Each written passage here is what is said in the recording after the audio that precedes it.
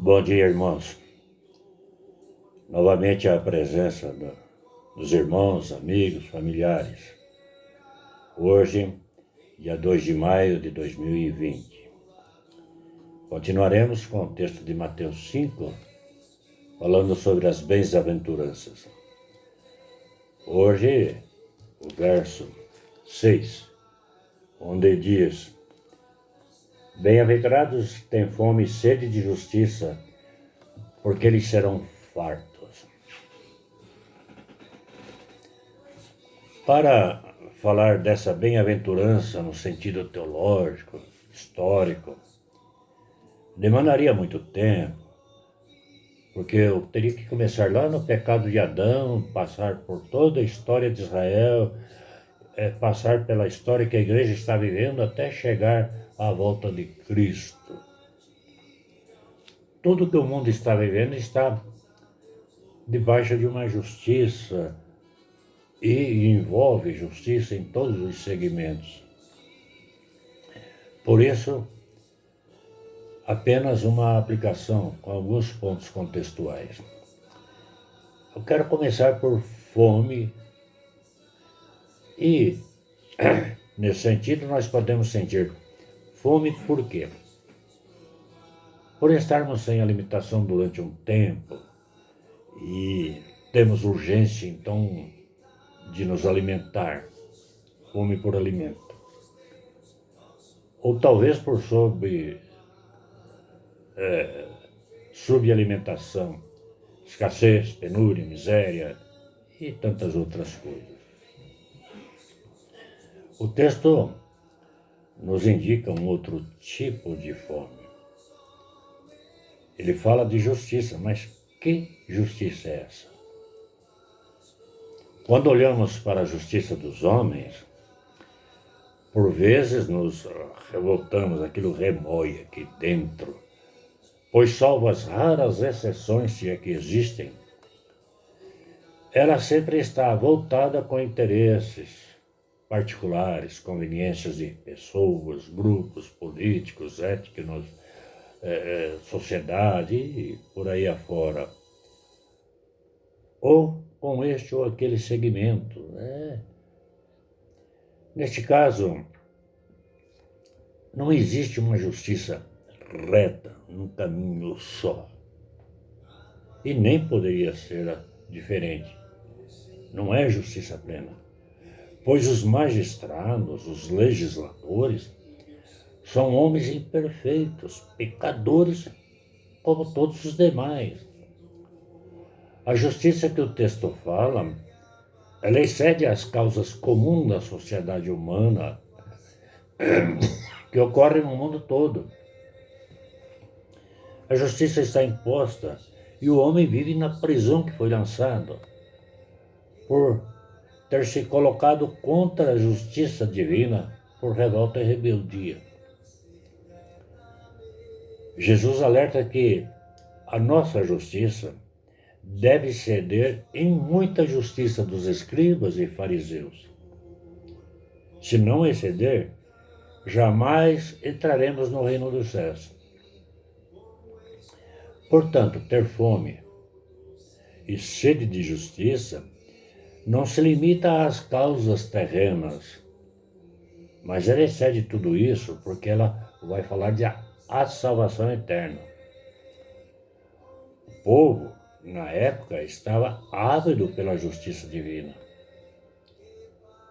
Como não podemos nos justificar ou praticar a justa justiça para exigirmos de Deus a salvação, o próprio Deus desce, se encarna, é reconhecido como Cristo, Messias, para receber sobre si mesmo a sua justiça, aquela que pesava nestes ombros aqui, sobre nós. E diante do tribunal divino, justo, nos libertou, porque ele cumpriu a lei divina em nosso lugar, sem transgredir nenhuma vírgula, nada. Quando nós estamos digitando, procurando um site, se você coloca um caractere sequer contrário àquilo que é o endereço, não abre o site. Diz que houve um erro. Assim foi a justiça divina, não há um erro, ela é justa. Somos, pois, justificados mediante a fé, por meio de nosso Senhor Jesus Cristo. Procure Romanos 5:1 e você vai encontrar isso lá. Os discípulos que estavam ali com Jesus, ouvindo este sermão, como quase todo o povo de Israel, vivia oprimido pelos fariseus, escribas, saduceus e sacerdotes de Israel. Pois, segundo os seus próprios entendimentos e interesses, eles haviam se tornado os grandes legisladores e juízes da nação. Por sua posição de eminência, se entregaram ao Império Romano e, com isso, oprimiam o povo. Eles haviam esquecido a justiça divina, aquela perfeita, que seria aplicada a eles mesmos. Fome e sede de justiça aqui no texto consiste em estar em conformidade com a lei de Deus. Isso aconteceu com Abraão. Lá em Gênesis 15:6, o texto diz: creu Abraão em Deus, e isso foi-lhe imputado como justiça. Abraão era um homem justo? Não pecou?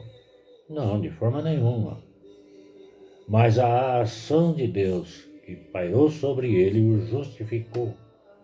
E ele creu nessa justiça divina, ele creu nesse Deus vivo e verdadeiro. Por isso foi-lhe imputado como justiça. Por que o homem é incapaz de galgar esta justiça?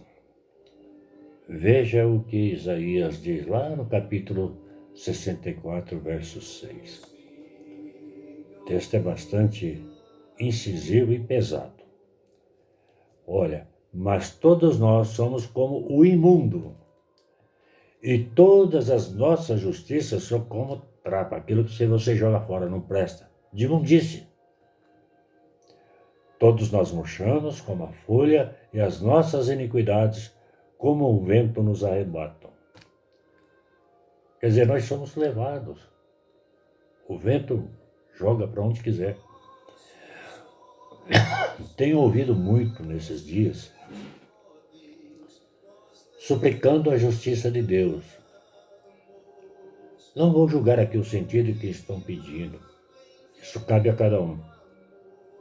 Porém, se esse pedido estiver sendo por motivos de livramentos apenas desses dias maus e procurando vingança, essas orações estão na contramão da justiça divina. Posso dizer e afirmar que Deus está no comando. Fica a pergunta: estou me submetendo a esse comando?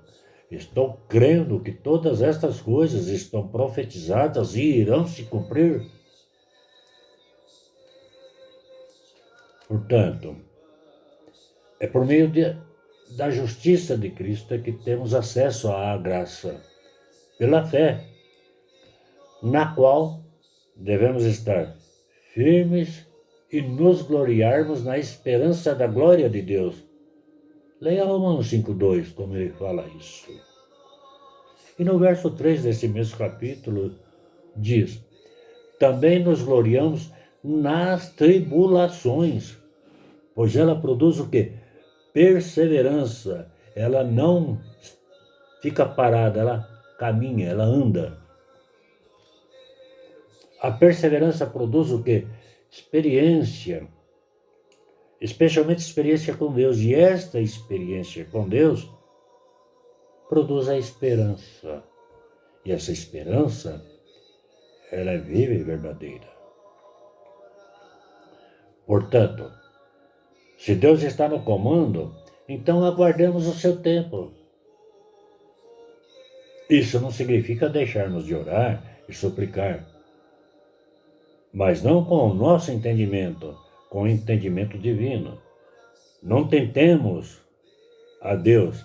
Não tentemos, pela nossa oração, suplantar os desígnios de Deus e transformar a sua mente e mudar, fazer com que Deus nos atenda e mude o que Ele determinou por justiça e por amor.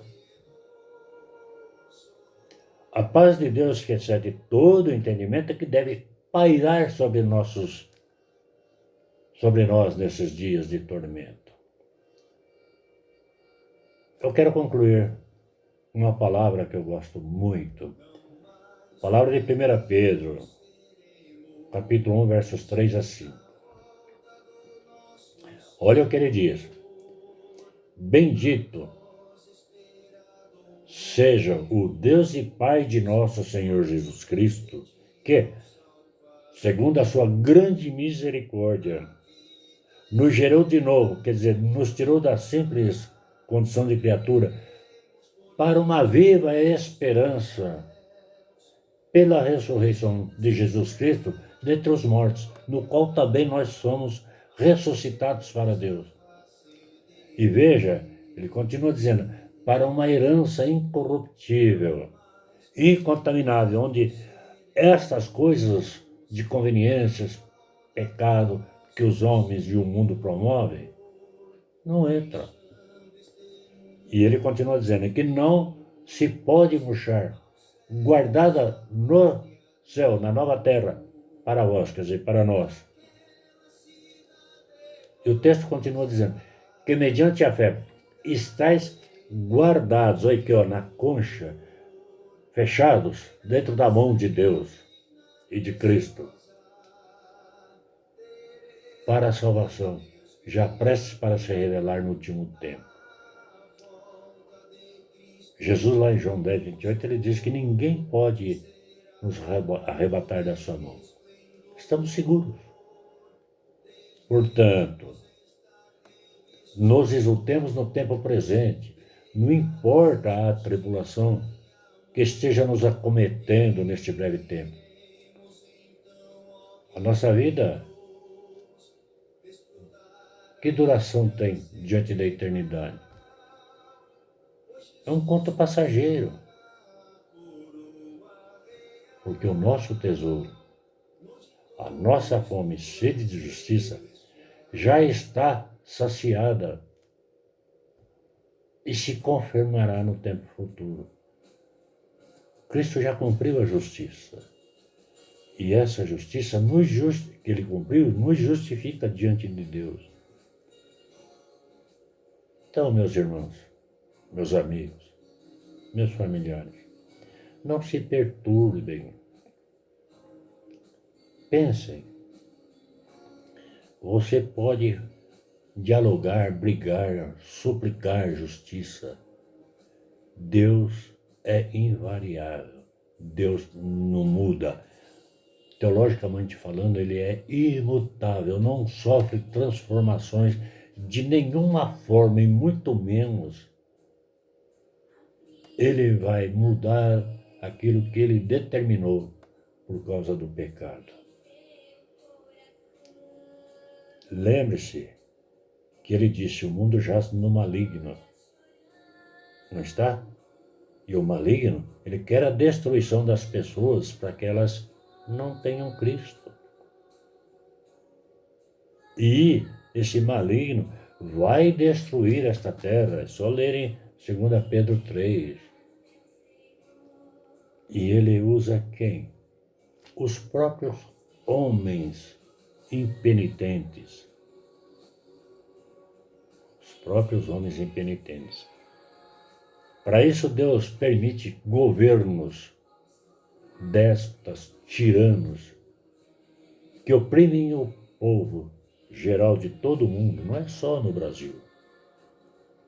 E nós, no meio de tudo isso, temos que resplandecer em paz para a glória do Deus vivo e verdadeiro. Qual tem sido o nosso posicionamento? Pense, medite. Deus te abençoe.